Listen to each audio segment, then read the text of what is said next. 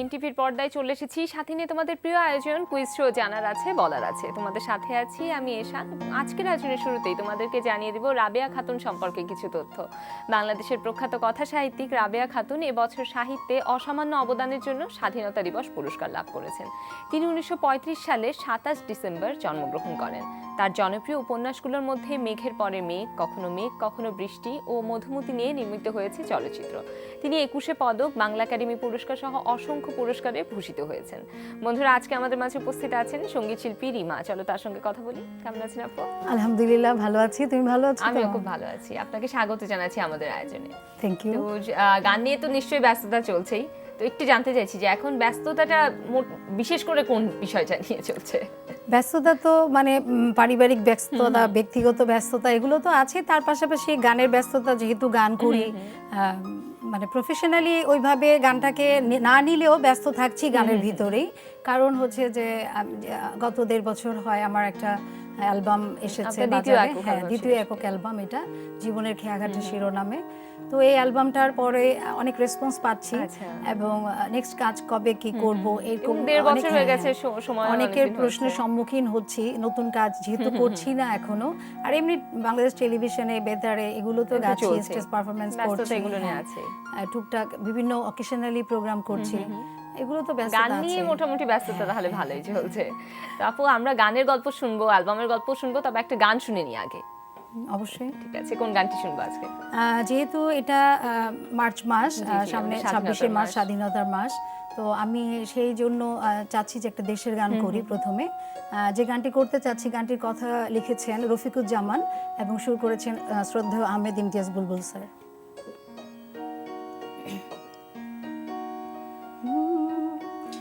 সেই রেল লাইনের ধারে মেঠো পটার পারে দাঁড়িয়ে এক মধ্য বয়সী নারী এখনো রয়েছে হাত বাড়িয়ে। সেই রেল লাইনের ধারে মেঠো পটার পারে দাঁড়িয়ে এক মধ্য বয়সী নারী এখনো রয়েছে হাত বাড়িয়ে। খোকা ফিরবে, ঘরে ফিরবে, কবে ফিরবে নাকি ফিরবে না? খোকা ফিরবে, কবে ফিরবে, ঘরে ফিরবে নাকি ফিরবে না?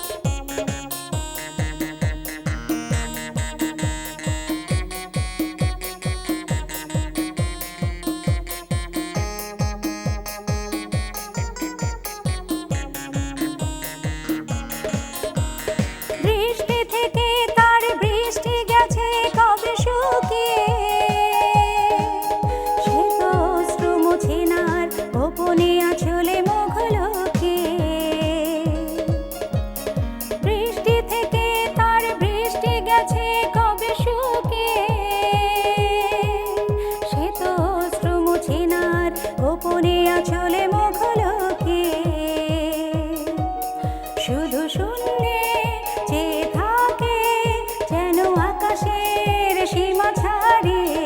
খোকা আসবে, কবে আসবে, ঘরে আসবে নাকি আসবে না? সেই রেল লাইনের ধারে মেঠো পটার পারে দাঁড়িয়ে এক মধ্য বয়সী নারী এখনো রয়েছে হাত বাড়িয়ে। সেই রেল লাইনের ধারে মেঠো পটার পারে দাঁড়িয়ে এক মধ্য বয়সী নারী এখনো রয়েছে হাত বাড়িয়ে। খোকা ফিরবে, ঘরে ফিরবে, কবে ফিরবে নাকি ফিরবে না? খোকা ফিরবে, ঘরে ফিরবে, কবে ফিরবে নাকি ফিরবে না? অনেক ধন্যবাদ আপু, খুব ভালো লাগলো এবং এটা খুবই শ্রোতা প্রিয় একটি গান। খুবই ভালো লাগলো আপনার কণ্ঠে শুনে। আমরা আরো কথা বলবো, একজন বন্ধুর ফোন নিয়ে নিই। অবশ্যই। হ্যালো।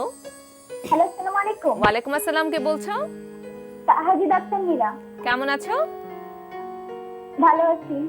আপু, তুমি কোন ক্লাসে পড়ছো? 7 এ। ক্লাস 7 এ। ঠিক আছে, এখন বলো কোন বিভাগ থেকে খেলতে চাও? জানা অজানা। জানা অজানা, ঠিক আছে। জানা অজানা থেকে আমাদের বন্ধুকে প্রথম প্রশ্ন করছি। প্রশ্নটি হচ্ছে, মুক্তিযুদ্ধ ভিত্তিক নাটক কোনটি? অপশন ক, আমি বিজয় দেখেছি। অপশন খ, তরঙ্গভঙ্গ। অপশন গ, কি চাহো শঙ্খচিল।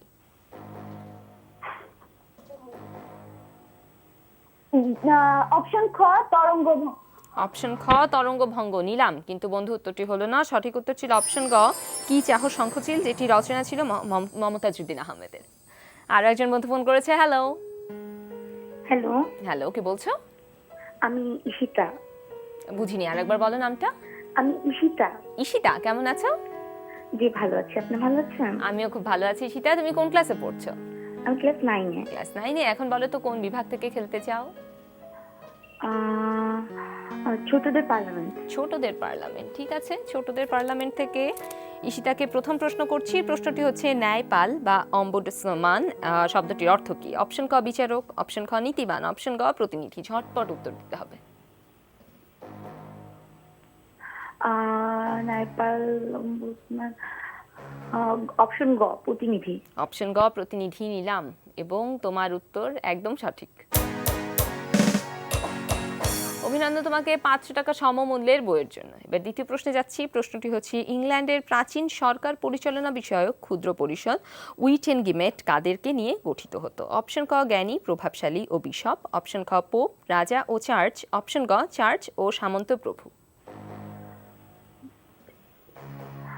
অপশন খ, পোপ, রাজা ও চার্চ। অপশন খ, পোপ, রাজা ও চার্চ নিলাম, কিন্তু ঈশিতা উত্তরটি হলো না। সঠিক উত্তর ছিল অপশন ক, জ্ঞানী, প্রভাবশালী ও বিশপ। আরও একজন বন্ধু ফোন করেছে। হ্যালো। হ্যালো, আপু আমি আকিফ। কেমন আছো আকিফ? ভালো আছি আপু, আপনি কেমন আছেন? আমি খুব ভালো আছি। বন্ধু, তুমি কোন ক্লাসে পড়ছো? ক্লাস 7-এ। ক্লাস 7-এ। এখন বলো, তুমি কোন বিভাগ থেকে খেলতে চাও? খেলার মাঠ। খেলার মাঠ, ঠিক আছে। খেলার মাঠ থেকে আমাদের বন্ধুকে তাহলে প্রশ্ন করছি। প্রশ্নটি হচ্ছে, অস্ট্রেলিয়ান ওপেনের ফাইনালে ওঠা সর্বশেষ অস্ট্রেলীয় টেনিস খেলোয়াড়ের নাম কি? অপশন ক, অ্যাশলি কুপার। অপশন খ, লেটন হিউইট। অপশন গ, সামান্থা স্টোসুর।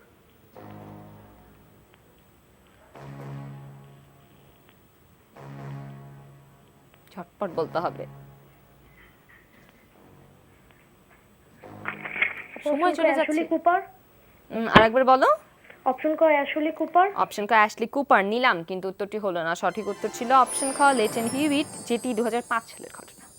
তো আপু, আবার আপনার কাছে ফিরছি। আমরা কথার ফাঁকেই বলছিলাম যে 1.5 বছর আগে আপনার একটা দ্বিতীয় একক অ্যালবাম, সেটি আমরা পেয়েছি। তো সেই অ্যালবামটি আপনি বলছেন যে সাড়া অনেক ভালোই পেয়েছেন। তো সেই অ্যালবামটি সম্পর্কে একটু জানতে চাইছি যে কটা গান ছিল সেখানে? গান ছিল টোটাল 10টা। আচ্ছা। গানে যারা সুর করেছেন তারা হচ্ছেন বেলাল খান, মুশফিক লিটু, আর আব্দুল্লাহ খান, তাওসিফ। আচ্ছা। আর কথা লিখেছেন আব্দুল কাদের মুন্না, শফিউদ্দিন শিকদার। আর আপনার আরো আব্দুল্লাহ খানের লেখাও গান আছে এখানে। তো এই মিক্স অনেকের কাজ আছে এখানে। এখানে তো বেশ কিছু 4টা ডুয়েট গানও ছিল। হ্যাঁ, 4টা ডুয়েট গান। একটা আমার সাথে কোয়ার্টিস্ট ছিলেন কাজী শুভ। আর আরেকটা গানে ছিলেন বেলাল খান, আর আরেকটা গানে তৌসিফ, আরেকটা গানে আব্দুল্লাহ খান। যেহেতু ডুয়েট গানের মানে শ্রোতা বেশি, আসলে ডুয়েট গান প্রত্যাশা করে এখনকার দর্শক শ্রোতা, যুগোপযোগী যেভাবে গান আসছে। যেহেতু আমরা গান শিখি, কিন্তু বিষয়টা হচ্ছে যে বর্তমান পরিস্থিতি কিরকম গানের, বা গান এখন কেমন প্যাটার্নের গান যাচ্ছে, সেটা ধরনের উপর নির্ভর করে কিন্তু আমরা গানটা করি। শ্রোতাদের চাহিদার একটা ব্যাপার। অ্যালবামটা কিন্তু সেরকম করে করি। দেখা যাচ্ছে যে বিগত সময়ে যে ট্রেন্ডটা ছিল, গানের ধারাটা যেটা ছিল, ধীরে ধীরে সময়ের সাথে এই ধারাটা পরিবর্তন। এখন পরিবর্তনের সাথে সাথে আমরা একটু পরিবর্তিত হচ্ছি। বিষয়টা হচ্ছে এরকম। এই আপনার গানে যে আপনি বলছিলেন যে ধারার সময়ের সাথে পরিবর্তন যেমন ধারা হয়, তেমনি নিজেদেরকেও একটু বদলাতে হয়, পরিবর্তিত হতে হয়। তো এই যে আপনি যে 10টা গান ছিল, এর মধ্যে কোন ধরনের গান বেশি রেখেছেন? ডুয়েট তো 4টা ছিলই। হ্যাঁ, ডুয়েট এগুলো হচ্ছে একটু সেমি ক্লাসিক্যালও এখানে আছে, নরমাল ধারার যেগুলো একটু ওয়েস্টার্ন আছে, ফোক আছে, সফট মেলোডি গান, রোমান্টিক গান, সব মিক্সড আপ। সব রকম গানই আপনি এখানে ভার্সিটালিটির ব্যাপারটা পেয়েছেন। আচ্ছা, সব মিলিয়ে আমি রাখার চেষ্টা করেছি, কারণ দর্শক শ্রোতা তো এক একজন এক এক রকম, এক একজনের ডিমান্ড এক এক রকম। সো সেটার উপর নির্ভর করে কিন্তু তাদের নিজেদের রুচি অনুসারে তারা সবাই সব রকম শ্রোতাকে আপনি টার্গেট করেছেন। সেই টেস্ট কনটেক্সটটাকে মাথায় রেখে গানগুলি করা। তো আলহামদুলিল্লাহ যে গানগুলো যারা শুনেছে, যারা মানে মোটামুটি আমাকে যে রেসপন্স করেছে, গানগুলো ভালো বলেছে, যার কারণে আমি আসলে প্রথম যে অ্যালবাম ওটার থেকে আমার দ্বিতীয় অ্যালবামের মাঝে একটু বিরতি, বেশ একটা লম্বা বিরতি, হ্যাঁ বিরতি হয়ে গেছে আর কি সেটা। তো সেই বিরতির পরেও যে আমি রেসপন্সটা পেয়েছি এবং সামনের দিকে আগানোর জন্য যে আমি একটা উৎসাহ পাচ্ছি বা ইন্সপিরেশন পাচ্ছি শ্রোতাদের কাছ থেকে, রিলেটিভদের কাছে, ঘর থেকে, তো এটার জন্য আমি খুবই আসলে একজন সঙ্গীত শিল্পী হিসেবে আপনার অনেক বড় আনন্দিত যে আমি সামনের দিকে আগাতে আমাকে পথটা এগিয়ে দিচ্ছে। অবশ্যই। তো আপু, এই যে এই জীবনের খেয়াঘাটে এই অ্যালবামটি নিয়ে কথা হচ্ছিল, তো এই অ্যালবাম থেকেই কি একটা গান আমাদেরকে আজকে শোনানো যায়?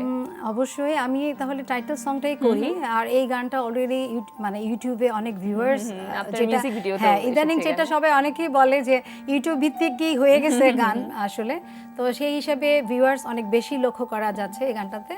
তো আমি এই গানটাই শোনাচ্ছি, টাইটেল সংটাই করছি।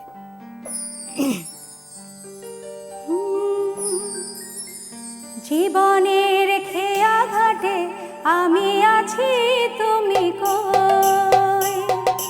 দেখতে লাগে না ভালো, জলেরই হইচই। জীবনের খেয়া ঘাটে আমি আছি, তুমি কই? দেখতে লাগে না ভালো, জলেরই হইচই। তোমার টানে হৃদয় জানে হয়েছে মাতাল হাওয়া। তুমি আমার বেঁচে থাকার একটা শুধু চাওয়া। তুমি আমার বেঁচে থাকার একটা শুধু চাওয়া। জীবনের খেয়া ঘাটে আমি আছি, তুমি কই? দেখতে লাগে না ভালো, জলেরই হইচই।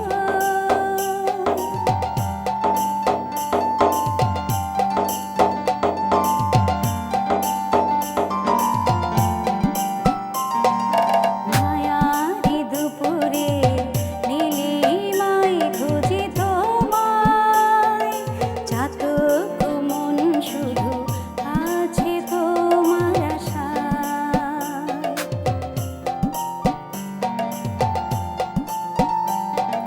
প্রাণেরই বাঁধনে রেখেছি বেঁধে যারে।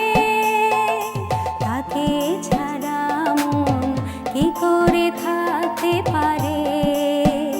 কবে হবে বলো শেষ আমার একলা তরি বাওয়া? তুমি আমার বেঁচে থাকার একটা শুধু চাওয়া। তুমি আমার বেঁচে থাকার একটা শুধু চাওয়া। জীবনের খেয়া ঘাটে আমি আছি, তুমি কই? দেখতে লাগে না ভালো, জলেরই হইচই। তোমার টানে হৃদয় জানে হয়েছে মাতাল হাওয়া। তুমি আমার বেঁচে থাকার একটা শুধু চাওয়া। তুমি আমার বেঁচে থাকার একটা শুধু চাওয়া। অনেক ধন্যবাদ আপু, খুব ভালো লাগলো, খুব মিষ্টি একটা গান। হ্যাঁ, সবার মানে কমপ্লিমেন্টস যেটা, যে গানটা আসলে অনেকেরই খুব পছন্দ। খুব ভালো লেগেছে আপু গানটি শুনে। আমরা আরো গল্প করবো, তার একজন বন্ধুর সাথে কথা বলে নিই। হ্যালো। হ্যালো, হ্যালো, কে বলছো? আমি মোহাম্মদ তসমানের প্রিন্স। কেমন আছো বন্ধু? হ্যাঁ ভালো। বন্ধু, তুমি আপনি কোন কেমন ক্লাসে আছেন? পড়ছো? আমি ক্লাস 6-এ পড়ি। ক্লাস 6 এ পড়ছো, আচ্ছা ঠিক আছে। এখন বলো কোন বিভাগ থেকে খেলতে চাও? আমি ছোটদের। ছোটদের পার্লামেন্ট। হুম, ঠিক আছে, ছোটদের পার্লামেন্ট থেকে তোমাকে প্রথম প্রশ্ন করছি। প্রশ্নটি হচ্ছে, বাংলাদেশের সংবিধান সংশোধনী প্রক্রিয়া অনুযায়ী কোন ধরনের? অপশন ক অপরিবর্তনীয়, অপশন খ সুপরিবর্তনীয়, অপশন গ দুষ্পরিবর্তনীয়। ঝটপট বলতে হবে। অপশন ক পুরো অপশনটি বলতে হবে। পরিবর্তনীয়। অপশন ক অপরিবর্তনীয়। জি। ঠিক আছে নিলাম, কিন্তু উত্তরটি হলো না। সঠিক উত্তর ছিল অপশন গ, দুষ্পরিবর্তনীয়। এবং সেই সাথে আজকের মতো ছোটদের পার্লামেন্ট বিভাগটি শেষ হচ্ছে। আরো একজন বন্ধু ফোন করেছে। হ্যালো। হ্যালো, আসসালামু আলাইকুম। ওয়ালাইকুম আসসালাম, কে বলছো? জি আপু, আমি লামিয়া। লামিয়া, কেমন আছো? হ্যাঁ, আমি ভালো আছি। তুমি কেমন আছো লামিয়া? এই তো ভালো আছি। লামিয়া কোন ক্লাসে পড়ছো? আমি 10-এ পড়ি। ক্লাস 10। একটু ভেবে বললে মনে হলো। আচ্ছা বলো, কোন বিভাগ থেকে খেলতে চাও? জানা আছে না? জানা অজানা, ঠিক আছে। জানা অজানার থেকে তোমাকে প্রথম প্রশ্ন করছি। প্রশ্নটি হচ্ছে, কোন চুক্তির মাধ্যমে ইউরোপীয় ইউনিয়নে একক মুদ্রা ইউরো চালু হয়? অপশন ক ডেটন চুক্তি, অপশন খ ম্যাস্ট্রিক্ট চুক্তি, অপশন ক জেনেভা চুক্তি। অপশন খ, পুরো অপশনটি বলতে হবে। ম্যাস্ট্রিক্ট চুক্তি। অপশন খ ম্যাস্ট্রিক্ট চুক্তি নিলাম, এবং তোমার উত্তর একদম সঠিক। অভিনন্দন তোমাকে 5 টাকা সমমূল্যের বইয়ের জন্য। এবার দ্বিতীয় প্রশ্নে যাচ্ছি। মাইকেল মধুসূদন দত্ত রচিত বীরাঙ্গনা কোন ধরনের রচনা? অপশন ক মহাকাব্য, অপশন খ পত্রকাব্য, অপশন ক গীতিকাব্য। গীতিকাব্য। অপশন গ গীতিকাব্য নিলাম, কিন্তু উত্তরটি হলো না। সঠিক উত্তর ছিল অপশন খ পত্রকাব্য। এবং সেই সাথে আজকের মতো জানা অজানা বিভাগটিও শেষ হচ্ছে। তো আপু, আবার আপনার কাছে ফিরছি। আমরা তো একটা গান শুনলাম জীবনের খেয়া কেটে, যেটি কাজী শুভর সাথে আপনার ডুয়েট ছিল। উনি কো-আর্টিস্ট ছিলেন। তো আপনি তো বললেন যে এটার আপনি মিউজিক ভিডিও বের করেছেন, এবং দর্শকদের খুবই পছন্দ হয়েছে, সাড়া পাচ্ছেন অনেক। আর কোনো মিউজিক ভিডিও করার প্ল্যান আছে? হ্যাঁ, মানে আমার আরেকটা গান যেটা বেলাল খানের সাথে তুই জেগে থাকা, ওইটারও একটা পরিকল্পনা আছে। তো উনার একটু ব্যস্ততা, যার কারণে উনিও সময় দিতে পারছে না। তো এই গানটাও আমার করার ইচ্ছে আর কি। নেক্সট টাইম এই গানটাও আশা করছি করব। আরেকটা গানও সিলেকশন দিচ্ছে, অনেকেই খুবই পছন্দ করছে। তৌসিফের সাথে ওই গানটাও আমি করব। আচ্ছা, সবগুলো ডুয়েট গানেরই কেন করা হচ্ছে? কারণ হচ্ছে যে আমি যে বললাম যে এখন যেটা হচ্ছে যে ডুয়েট গানগুলোর একটু শ্রোতা বেশি। আচ্ছা আচ্ছা, মানে তো সেটার মানুষের কারণে পছন্দ। শ্রোতাদের চাহিদা এই গানগুলোর। তারপরে এই অ্যালবামে একটা গান আছে একটু একটু কাছে এসে, এই গানটাও অনেকে পছন্দ করছে, আমার সলো যেটা। তো এইটাও আমার আশা আছে করব আর কি। আচ্ছা, তো আপু আমরা একদম শুরুতে আপনি বলছিলেন যে এখন নতুন একটা অ্যালবাম নিয়ে একটু চিন্তা ভাবনা করছেন, কারণ শ্রোতাদের একটা চাহিদা আছে যে 1.5 বছর হয়ে গেলে নতুন কাজ কেন পাচ্ছি না। না, তো অ্যাকচুয়ালি একটু জানতে চাচ্ছি আমি সেটা যেটা সম্পর্কে। বলতে চাচ্ছি, আসলে আমাদের এখন যে মানে মিডিয়ার যে ব্যাপারটা, সেটা হচ্ছে যে সিডি বের করলে আসলে অনেকে যেটা বলে চলে না, বা সিডির প্রতি যে একটা অনাগ্রহের মানে কথা শোনা যায়। কোম্পানিগুলো কিন্তু অতটা আগ্রহ করছে না শিল্পীদেরকে সিডি করার বিষয়টা। এখন যার যার খরচের ব্যাপারটাও আছে, যে নিজেদের খরচ করেই কিন্তু মার্কেটে প্রচার করা হচ্ছে, বা মানে বাজারজাত করা হচ্ছে। তো এই বিষয়টা চিন্তা করে, তারপরও যেহেতু আমরা গান করছি, আমাদের গানের আউটপুটের উপরে নির্ভর করে আমাদের কাছে কিন্তু শ্রোতাদের একটা চাহিদা অবশ্যই, থেকে যাচ্ছে শুধু যে আসলে আমার online নেক্সট ভিত্তিক তো করা যায় অনলাইন না। ভিত্তিক করা যাচ্ছে না। তো ওইটার মাথায় রেখেই সামনের দিকে কাজ করব, এটা চিন্তা করে অলরেডি যেটা প্ল্যানিং করেছি। আপু, আমরা আরো কথা বলবো, তবে একজন বন্ধু ফোন করেছে ছবির গ্যালারি খেলার জন্য, তার সঙ্গে কথা বলে নিই। হ্যালো। হ্যালো, আসসালামু আলাইকুম। ওয়ালাইকুম আসসালাম, কে বলছো? আমি সামিহা। কেমন আছো সামিহা? জি ভালো আছি। সামিহা কোন ক্লাসে পড়ছো? ক্লাস 10-এ। ক্লাস 10-এ, ঠিক আছে। সামিয়া, তোমাকে ছবির গ্যালারি থেকে প্রথম প্রশ্নটি করছি। স্ক্রিনে দেখানো ছবিটি দেখে আমার প্রশ্নের উত্তর দিতে হবে। তোমার জন্য প্রথম প্রশ্নটি হচ্ছে, ছবির এই নোবেল বিজয়ীর নাম বলো। অপশন ক জেমস ওয়াটসন, অপশন খ ম্যাক্স বন, অপশন গ ডিন ওয়েঙ্গার।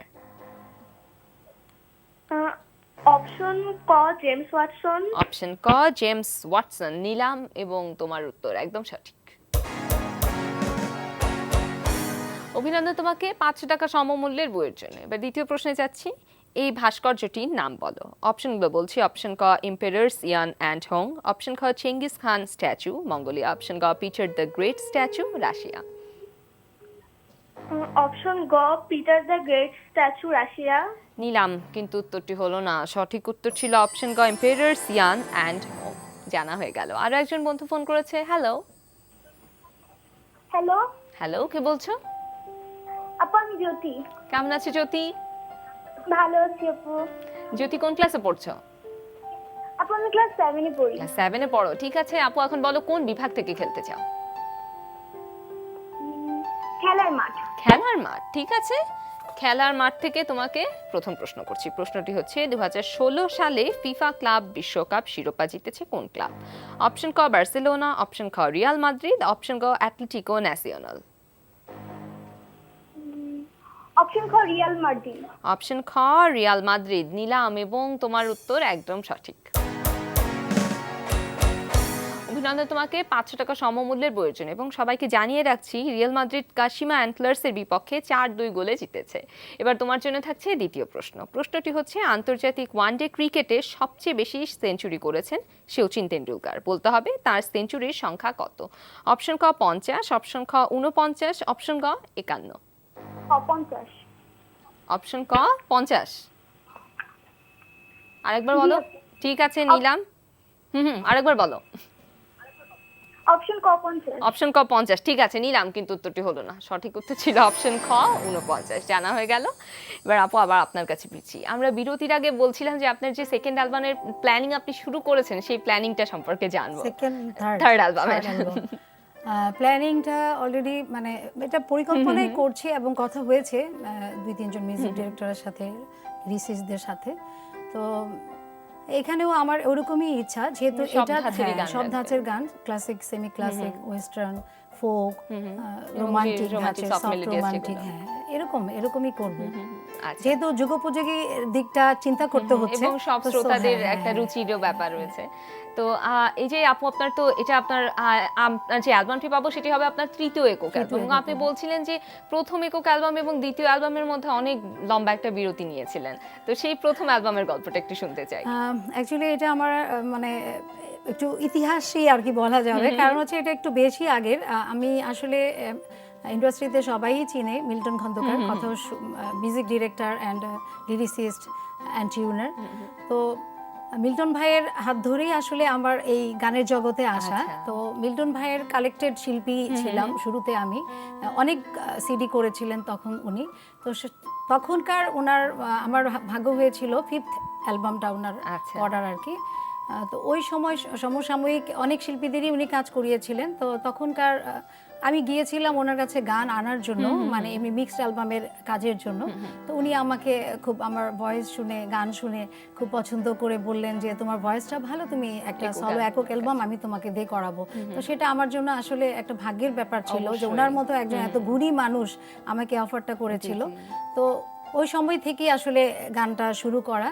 আর এর আগে তো ছোটবেলায় যেটা গান করেছিলাম, যে যেভাবে শুরুটা ছিল একাডেমিক ভিত্তিক সাংস্কৃতিক, তোমার যে ঝিনুক শিশু কিশোর সংঘ থেকেই আসলে আমার মানে একদম এভাবে শুরু করা গানটা। আমাদের স্কুলে একটা একাডেমি প্রতিষ্ঠিত হয়েছিল তখন, ওই সংগঠনটার নাম ছিল ঝিনুক শিশু কিশোর সংঘ। সেখান থেকে আমার ক্লাস 3-তে পড়ি তখন থেকে গানটা শুরু। আসলে আমার পারিবারিক পরিমণ্ডল থেকে গানটা আসেনি, গানটা এসেছে আমার গান শুনে শুনে শেখার প্রতি আগ্রহ সেভাবে। আর ওই সময় থেকে তারপরে টেলিভিশনে নতুন কুড়িতে জয়েন করলাম, ছোটদের প্রোগ্রাম করতাম। তো ওই সময়টা ওইগুলো নিয়ে ব্যস্ততা ছিল। এরপরে মিল্টন ভাইয়ের অ্যালবামটা করার পরে একটু লম্বা গ্যাপ দিয়ে একটু পারিবারিক ব্যস্ততা ছিল, সেই কারণে বিরতিটা হয়ে গেছে। এখন আবার নতুন করে এই কাজটা করলাম। এখন সামনের দিকে চলার ইচ্ছে আছে, বাকিটা আল্লাহর ইচ্ছে। আমরাও চাই যে আপনি সামনে আরো অনেক লম্বা পথ একটু পাড়ি দিন, যেহেতু আপনি বলছিলেন যে গানের প্রতি ভালোবাসা ছোটবেলা থেকেই ছিল। এবং আপনার আমি শুনেছি আপনার সাথে আলাদা গল্প করার সময় যে আপনার শুরুটা হয়েছিল ক্লাসিক্যাল এবং নজরুল যে গানগুলো সেগুলো দিয়েই। তো এখনো তো ক্লাসিক্যালের ট্রেনিং নিশ্চয়ই চলছে। হ্যাঁ, আমি এখন ওস্তাদ সঞ্জীবদের কাছে, গুরু সঞ্জীবদের কাছে প্র্যাকটিস করছি, ক্লাসিক্যাল প্র্যাকটিস করছি। আর বিগত সময়ে যাদের নামগুলো আমার না বললেই নয়, যাদের কাছে আমি আসলেই কৃতজ্ঞ, গানের জগতে পদচারণা করছি বা গান করছি, সেই নামগুলো আমাকে উল্লেখ করতেই হবে। তো শুরুতে আমি একদম হাতেখড়িটা আমার ছিল শিক্ষক মালিক নাফিজ আহমেদ ওনার কাছে। তারপরে পরবর্তীতে আমি একাডেমিক কোর্স করলাম 5 বছরের, সেটা ওই সুদিন দাস আমাদের নজরুল সঙ্গীত করাতেন। আর ফুল মোহাম্মদ ওস্তাদজির কাছে আমরা ক্লাসিক্যাল করেছি অগ্নিবীণা সঙ্গীতায়তন থেকে, ওখানে 5 বছরের কোর্স করেছি। তারপরে পারিবারিক ঘরোয়াভাবে প্র্যাকটিস করেছি, যে এই দুজনের নাম না বললেই নয়, শিক্ষক মোহাম্মদ মোজাফফর হোসেন আর শিক্ষক মোহাম্মদ আব্দুল মালিক, ওনাদের কাছে আমি ঘরোয়াভাবে বেশ কয়েক বছর তালিম নিয়েছি। আর এখন তো গুরুজির কাছে প্র্যাকটিস করছি, বাকিটা আল্লাহর ইচ্ছা। আসলে গান এমন একটি বিষয়, এটা শেখার কোনো শেষ নেই, সব সময় শেখার মধ্যে থাকে। আর আসলে রিয়াজ না করলে তো আসলে ভয়েসেরও প্রবলেম হয়, তো রিয়াজটা তো করতেই হচ্ছে। আর গুরুজির আদেশ অনুযায়ী তো প্রতিদিন রেয়াজে বসতে জি, হবে আর জি। কি। তো পালন করছি, বাকি সব আল্লাহর ইচ্ছা। আশা করছি আপনার গান শ্রোতাদের কাছে আরো পৌঁছে যাবে এবং আপনার সব কাজের জন্য, আপনার নতুন অ্যালবামের জন্য অনেক অনেক শুভকামনা রইল। আপনাকে ধন্যবাদ অনেক তোমাকে। ধন্যবাদ। তো আপু, আমরা আরো আপনার গান শুনতে শুনতে বিদায় নিব, তবে তার আগে বন্ধুদের কাছে একটু বিদায় নিয়ে আসি। বন্ধুরা, দেখতে দেখতে আয়োজনের একদম শেষ প্রান্তে চলে এসেছি। বিশ্বের যে কোনো প্রান্ত থেকে যে কোনো সময় এনটিভিতে সম্প্রচারিত সংবাদ ও অন্যান্য সকল অনুষ্ঠান উপভোগ করতে ভিজিট করো আমাদের পূর্ণাঙ্গ ওয়েব পোর্টাল www.ntvbd.com। সবার জীবন সুন্দর হোক এই কামনায় শেষ করছি আমাদের আজকের আয়োজন। আপু, শেষ কোন গানটি শুনবো? আমি একটা ফোক গান করছি, তো শুনে ফেলি তাহলে। কি জ্বালা দিয়ে গেলা মোরে, নয়নের কাজল পরাণের বন্ধুরে, না দেখিলে পরাণ পুরে। কি দুঃখ দিয়ে গেলা মোরে, নয়নের কাজল পরাণের বন্ধুরে, না দেখিলে পরাণ পুরে। কি জ্বালা দিয়ে গেলা মোরে, নয়নের কাজল পরাণের বন্ধুরে, না দেখিলে